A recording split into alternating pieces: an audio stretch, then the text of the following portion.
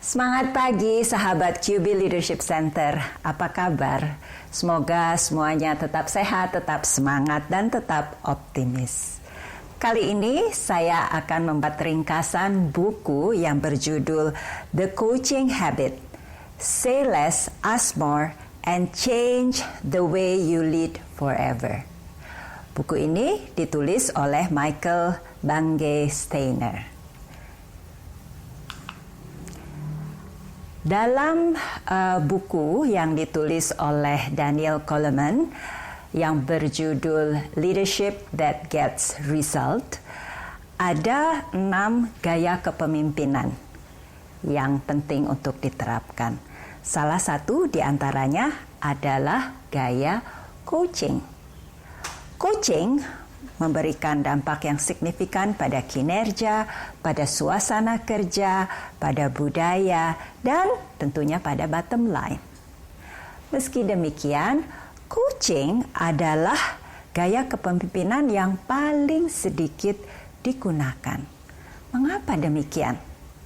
Rupanya sulit bagi para pemimpin untuk mengurangi memberikan nasihat dan lebih banyak bertanya. Sepanjang karirnya, para pemimpin ini banyak sekali memberikan nasihat dan malah dia naik ke posisinya, dipromosikan ke posisinya dengan gaya kepemimpinan seperti itu. Ya. Ketika bertanya, mereka merasa bahwa mereka tidak memberikan nilai tambah kepada orang-orang yang dipimpinnya. Nah, esensi dari kepemimpinan adalah menghilangkan penghalang kinerja dan potensi seseorang. Ketika kita mengcoach orang lain, maka kita membantu mereka untuk berkinerja lebih baik, untuk tergali potensinya, dan pada saat yang sama kita juga membantu diri kita sendiri untuk menghasilkan dampak yang lebih besar. Ketika kita membangun budaya coaching, kebiasaan untuk coaching, maka kita bisa merontokkan 3 vicious circle. Ya, circle yang pertama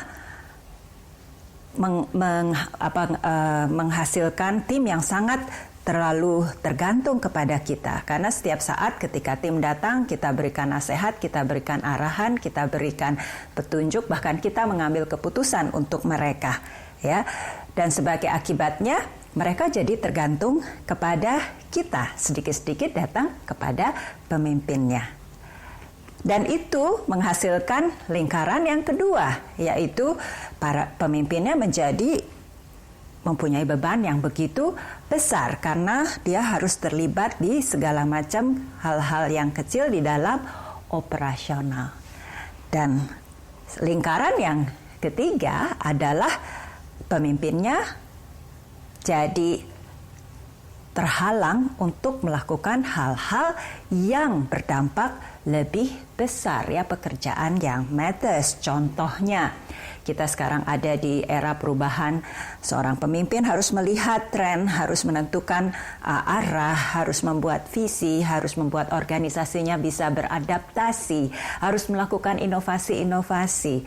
Ketika dia terlalu banyak terlibat di dalam hal-hal yang sifatnya operasional, maka waktunya akan kurang bagi mereka untuk melakukan hal-hal tersebut.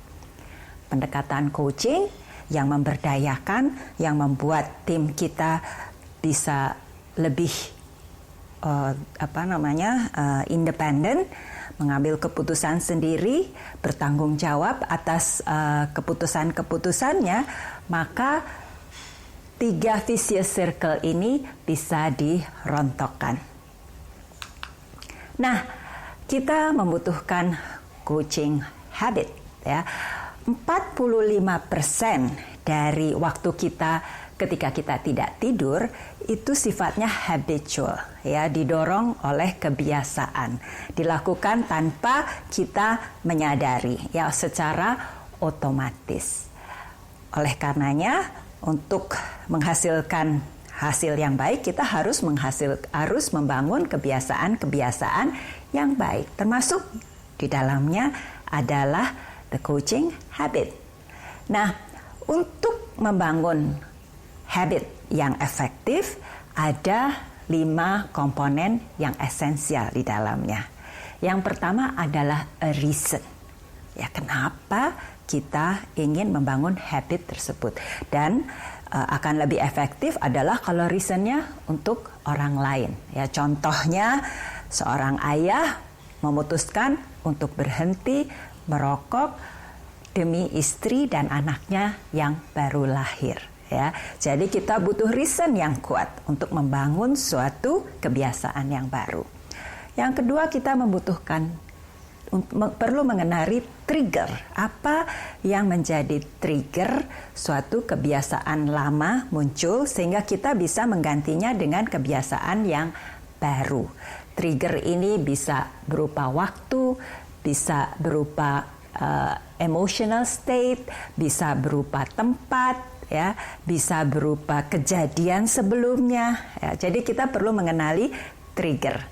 Kemudian micro habit, ya, habit yang besar itu bisa dimulai dengan habit yang kecil-kecil dilakukan secara teratur sehingga berhasil, ya, lalu kita bisa kembangkan lebih lanjut.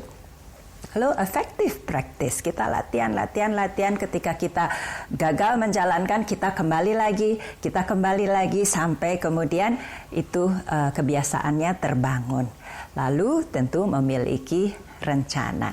Nah, demikian pula di dalam membangun coaching habit kita perlu menerapkan 5 esensial komponen tersebut. Question Master Class Part 1. Ya, jadi ada beberapa Question Master Plan di sini. Yang pertama, jadi ini sebetulnya adalah tips ketika kita bertanya. Ya, yang pertama, ask one question at a time. Ya, jadi coaching itu bukan memberikan arahan, bukan memberikan nasihat, tetapi bertanya yang membangun kesadaran, bertanya yang membuat orang berpikir lebih dalam, ya. Dan kuncinya di dalam melakukan coaching, kita bertanya satu pertanyaan dulu, ya. Jadi jangan keluar dengan rentetan pertanyaan atau pertanyaan-pertanyaan yang berlapis. Berpikir sebelum bertanya, lalu bertanya dan tunggu jawabannya, ya. Karena bertanya itu adalah sebetulnya memberikan dukungan, bukan menginterogasi dan juga bukan membombardir orang, ya. Jadi tanyakan satu pertanyaan sekali waktu, ya. Jadi satu demi satu, jangan mengajukan pertanyaan yang berrentet. Nah, ada di sini di buku ini dibahas 7 essential questions, ya. Pertanyaan yang pertama adalah the kickstart question. Pertanyaannya adalah what's on your mind, ya. Gunanya pertanyaan seperti ini adalah membuka pintu, membuat orang terfokus kepada jantung dari permasalahan, ya. Fokus kepada hal-hal yang paling penting. Nah, ada di dalam coaching itu ada 2 jenis coaching, ya. Satu coaching yang sifatnya performance coaching, menyelesaikan masalah yang sedang dihadapi, dan ada yang sifatnya development coaching, ya. Fokusnya kepada orangnya.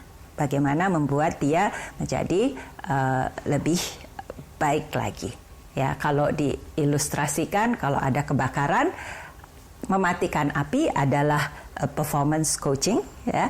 Tetapi fokus kepada orang yang mematikan api itu adalah development coaching. Nah, kita bisa menggunakan model 3P untuk memfokuskan atau menarik fokus dari coaching itu ke development, ya. Karena development itu dampaknya lebih signifikan. Bukan hanya pada proyek itu saja, tetapi membuat yang bersangkutan menjadi piawai mahir untuk bisa mengatasi problem-problem sejenis selanjutnya. Nah, 3P model itu, ya, P yang pertama adalah project, ya, tantangan yang sedang dihadapi saat ini. Jadi tentang kontennya. Ya. P yang kedua adalah people, ya, isu dengan orang-orang yang mengerjakan, ya, apakah tim member, rekan sejawat maupun klien dari proyek tersebut. Nah, P yang ketiga adalah pattern of behavior, ya, membantu orang yang kita coach ini untuk sadar sebetulnya pattern behaviornya seperti apa saat ini. Ya, dan patterns behavior seperti apa yang diharapkan agar situasinya menjadi lebih kondusif.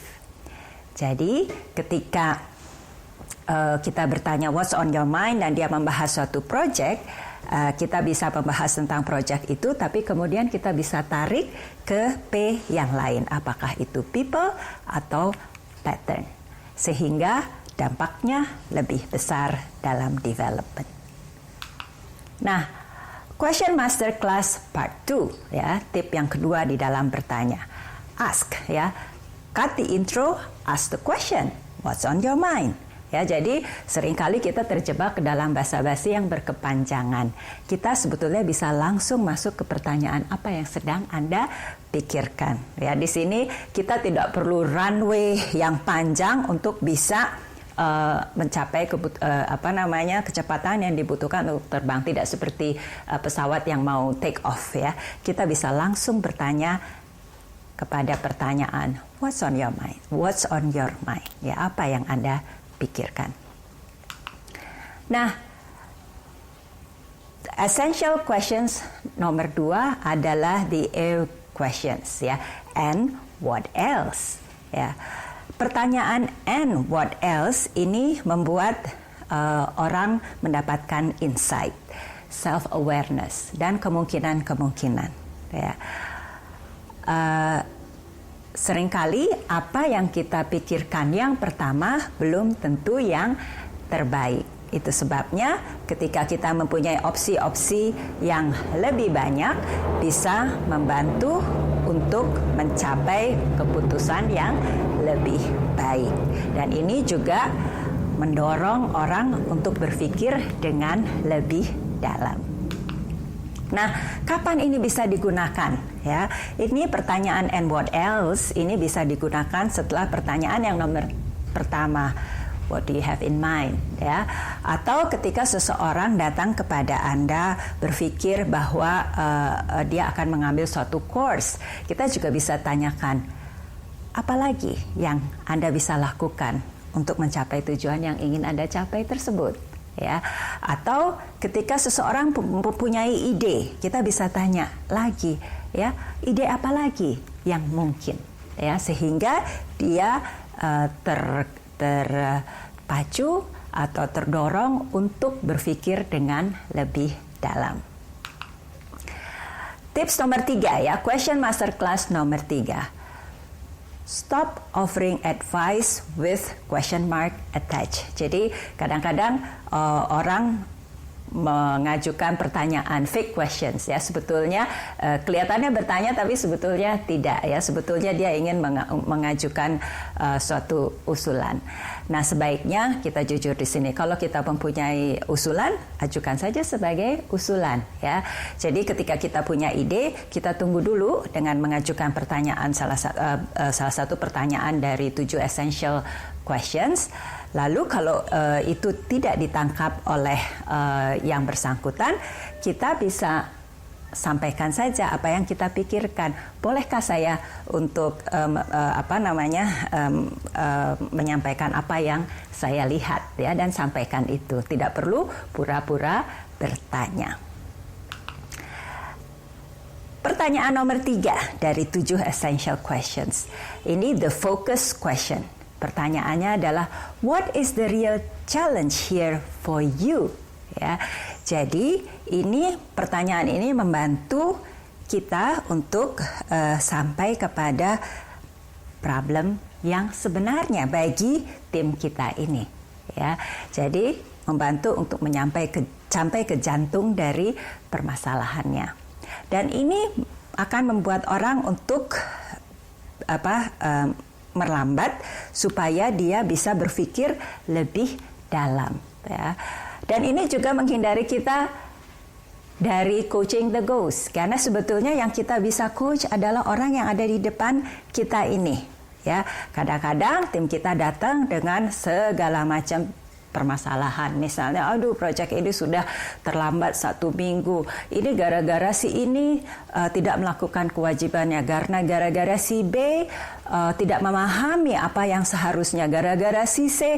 Semua kita membahas orang-orang yang tidak ada di ruangan ini. Nah, kalau kita bertanya, what is the real challenge here for you? Kita membawa kembali fokusnya kepada orang yang ada di depan kita, yang ingin kita coach ini, ya, sehingga ada sesuatu tindak lanjut yang bisa dilakukan. Nah, tips yang keempat, ya, stick to questions starting with what, ya. Kenapa ini begitu penting? Coaching fokusnya adalah sekarang dan masa depan. Coaching tidak fokus ke masa lalu, karena yang sudah terjadi masa lalu itu kita tidak bisa ubah lagi. Kita fokus sekarang dan ke depan. Pertanyaan-pertanyaan yang startnya dengan why biasanya membuat orang menjadi defensif, membuat orang jadi perlu menjustifikasi kenapa dia melakukan apa yang sudah dilakukan.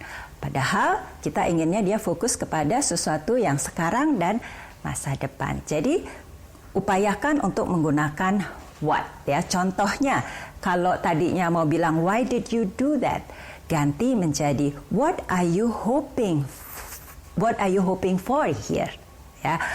Why did you think this was a good idea, menjadi what make you choose this course of action. Kenapa Anda memilih, ya, apa yang membuat Anda memilih langkah ini, ya. Kemudian why are you bothering with this, menjadi what is important for you here. Apa yang penting di sini, ya, untuk Anda. An irresistible 1, 2, 3 combinations. Tadi kita sudah membahas 3 pertanyaan essential. Dan 3 pertanyaan essential ini sangat powerful, ya. Buka dengan what's on your mind. Apa yang sedang Anda pikirkan. Lalu pertanyaan yang kedua, ya. Ada hal lain lagi yang sedang Anda pikirkan. Lalu kita mulai masuk ke fokus. Jadi, apa tantangan yang sebenarnya bagi Anda di sini, ya. Lalu apalagi yang menjadi tantangan buat Anda, ya. Ada lagi kah?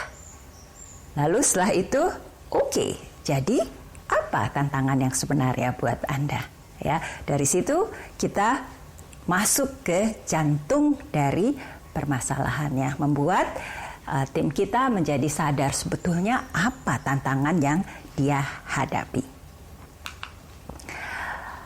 Yang keempat, ya, the foundation question. What do you want? Ya, kadang-kadang kita tidak tahu apa sebenarnya yang kita inginkan. Ya, yang kita inginkan malah tidak terucapkan. Lalu ketika kita menanyakan apa yang Anda inginkan, apa yang ingin Anda capai, kita dengarkan juga apa di balik itu kebutuhan yang diinginkannya, ya.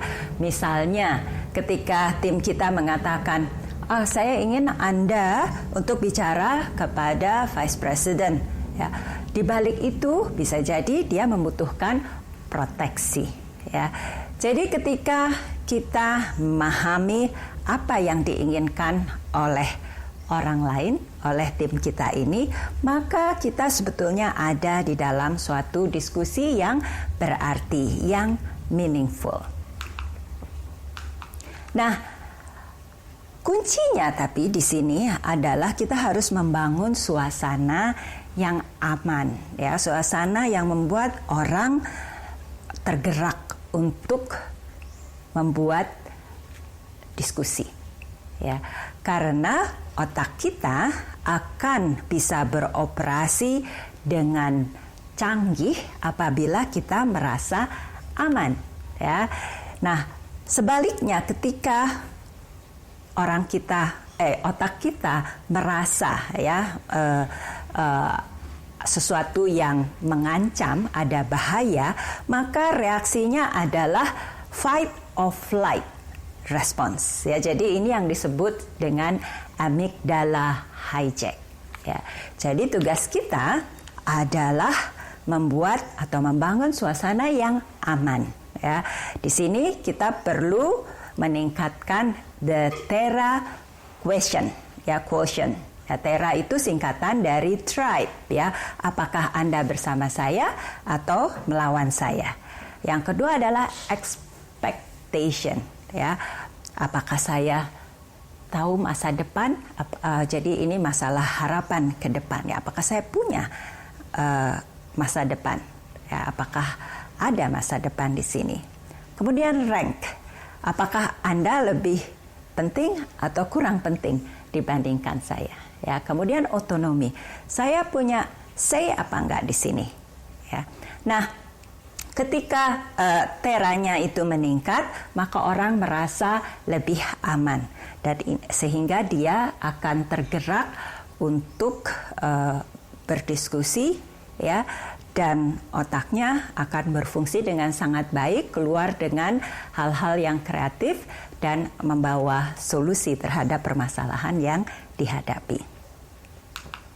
Nah, tips nomor 5 ya, question master class part 5. Get comfortable with silence. Ya, jadi ketika kita mengajukan pertanyaan dan tim kita diam, ya, itu artinya dia sedang berpikir. Jadi jangan merasa terdorong untuk segera mengatakan sesuatu atau memberikan nasihat. Biarkan saja, ya. Kita tarik napas, kita tetap terbuka dan kita diam, biarkan orang tersebut berpikir. Pertanyaan nomor 5, the lazy question. Ya. Pertanyaannya adalah how can I help? Ya.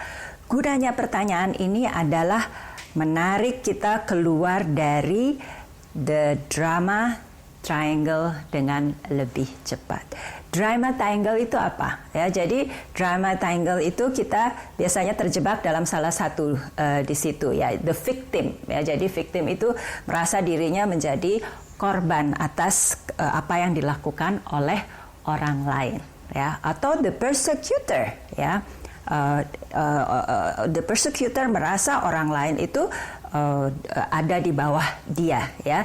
Jadi dia merasa bahwa dia harus melakukan sesuatu, ya. This is all your fault. Kemudian ada the rescuer, ya, yang I can help you. Ya, kebanyakan orang ingin ada di posisi seperti ini, the rescuer. Tetapi the rescuer itu sebetulnya bisa create victim, ya, dan bisa juga dia menolong sesuatu yang sebetulnya bukan yang dibutuhkan oleh orang yang ditolong. Nah, pertanyaan how can I help menghindari kita dari jebakan drama triangle ini, ya. Menyetop kita dari membuat asumsi tentang apa yang pertolongan apa yang dibutuhkan sehingga kita kemudian melompat langsung kepada action, ya. Bertanya how can I help you itu memusatkan segala sesuatu pada orang yang di depan kita, ya, orang yang kita coach, tim kita, dia yang pegang tanggung jawab, dia yang menentukan apa yang dia butuhkan dari kita. Ya, ini lebih efektif dan juga lebih menghargai karena kita menganggap orang yang ada di depan kita, orang yang di coach ini, dia sebetulnya resourceful, dia tahu apa yang dia butuhkan. Tips nomor 6, actually listen to the answer. Ya, jadi sebagai seorang coach, sebagai leader yang menggunakan coaching style leadership, kita harus stay curious. Ya, kadang-kadang ketika kita get distracted, kita harus cepat balik, mendengarkan setiap jawaban dan memperhatikan bukan hanya apa yang dia ucapkan, tetapi juga apa yang tidak diucapkan, ya, apa yang diekspresikan. Nah, question number 6, the strategic question. If you are saying yes to this, what are you saying no to? Ya, the essence of strategy is choosing what not to do, menurut Michael Porter. Ya, jadi dengan pertanyaan ini kita meminta tim kita itu untuk menjadi jelas dan committed terhadap apa yang dia bilang yes. Ya, nah, jadi di sini kita bisa menggunakan model 3P lagi, ya, supaya apa yang kita bilang yes itu bisa terrealisasikan, ya. Project apa yang perlu kita tunda, ya. Kemudian people, what expectations do you need to manage, ya? Karena seringkali kita pakewuh untuk mengatakan tidak. Jadi mengatakan ya kepada semua sehingga ujung-ujungnya kita tidak memenuhi ekspektasi dari orang lain yang menganggap bahwa ya kita itu betul-betul ya. Karenanya supaya kita tidak mengecewakan orang lain, ketika kita memilih sesuatu, kita harus set expectations kepada yang lain agar dia tidak kecewa, agar mereka punya pilihan untuk misalnya meminta orang yang lain untuk mengerjakan bantuan yang dibutuhkannya. Kemudian P yang ketiga adalah pattern. What habit do you need to break supaya langkah yang kita pilih tadi dapat terrealisasikan secara penuh. Tips yang nomor 7, ya. Acknowledge the answer you get. Jadi, sebelum kita mengajukan pertanyaan yang berikutnya, kita acknowledge jawaban yang sebelumnya. Misalnya, luar biasa, atau itu yang Anda pikirkan. Jadi, menunjukkan bahwa Anda mendengarkan dan memberikan dorongan, encouragement, agar dia terus memikirkan dan keluar dengan ide-ide yang lain, ya. Dan ini juga mengendalikan keinginan kita untuk langsung memberikan nasihat, ya. Jadi ini coaching ini adalah not about judging, tetapi lebih memberikan encouragement, membangkitkan keinginan, ya. Pertanyaan nomor 7, the learning question. Ya, pertanyaannya adalah what was most useful for you. Jadi apa yang paling berguna bagi Anda dari diskusi ini? Ya. Kenapa pertanyaan ini sangat penting? Karena orang cenderung cepat lupa.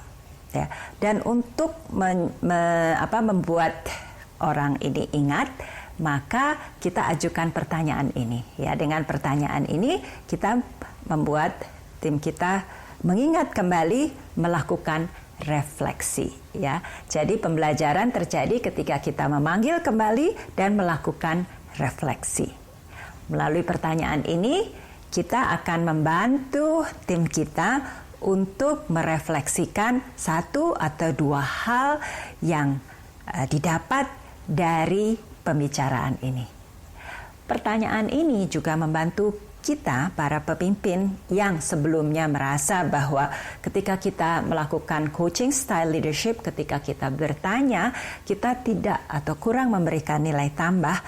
Jawaban dari pertanyaan ini akan membantu Anda untuk menyadari bahwa sebetulnya bertanya itu justru lebih memberdayakan, membuat orang yang di depan kita merasa dihargai, merasa accountable, merasa bertanggung jawab dan memikirkan hal-hal atau langkah-langkah apa yang harus dilakukan untuk mencapai tujuannya.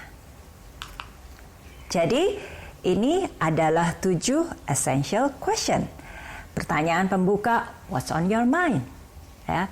Kemudian, what else? Kemudian, what is the real challenge here for you? Ya, jadi itu untuk sampai kepada hal-hal yang terpenting. Ya. Lalu, what do you want?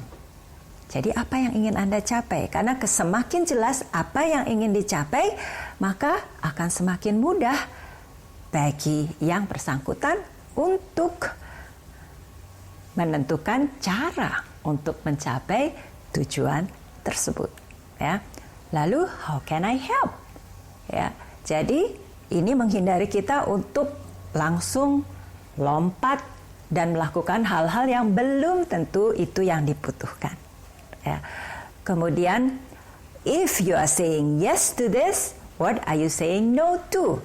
Ya, jadi ini adalah the strategic question supaya tim kita ini fokus all out di dalam merealisasikan langkah-langkah yang terbaik untuk mencapai apa yang ingin dicapai. Kemudian, what was most useful for you?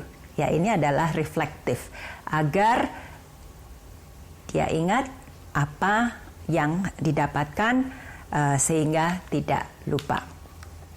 Jadi kesimpulannya dimulai dengan what's on your mind untuk memfokuskan diskusi kepada sesuatu yang berguna. Lalu diakhiri dengan what was most useful for you from this discussion untuk learning yang maksimum. Ya. Menggunakan kita tidak harus menggunakan semuanya, kita bisa pilih mana yang paling relevan dari 7 essential questions sebagai bagian dari tools yang kita gunakan untuk memimpin. Ya. Gaya kepemimpinan coaching itu lebih memberdayakan, memberikan dampak yang lebih signifikan dan membantu kita untuk keluar dari 3 vicious circle, ya, membuat tim kita sangat tergantung kepada kita sehingga kita menjadi mempunyai beban yang terlalu besar sehingga kita tidak menghasilkan atau terputuskan dari upaya untuk melakukan sesuatu yang memberikan dampak signifikan. Dengan coaching style leadership kita bisa keluar dari lingkaran setan tadi, ya. Nah, gunakan salah satu dari 7 essential questions ini di tempat yang tepat. Lalu, dan dengan cara ini Anda akan berkurang beban Anda, memberikan dampak yang lebih, dan tim Anda akan berterima kasih kepada Anda karena dia dipercaya, diberdayakan, dan dia kemudian kemampuannya berkembang. Apalagi sekarang ketika millennials lebih banyak di dalam organisasi kita. Apalagi sekarang ketika perubahan terjadi dengan sangat cepat. Ya. Penting sekali kita membuat segenap tim kita berdaya, bisa mengambil keputusan, dan karenanya merasa lebih accountable, berkembang, dan lebih sukses. Itu tadi The Coaching Habit, mudah-mudahan berguna. Dan selamat mempraktekkan. Sukses untuk Anda semua.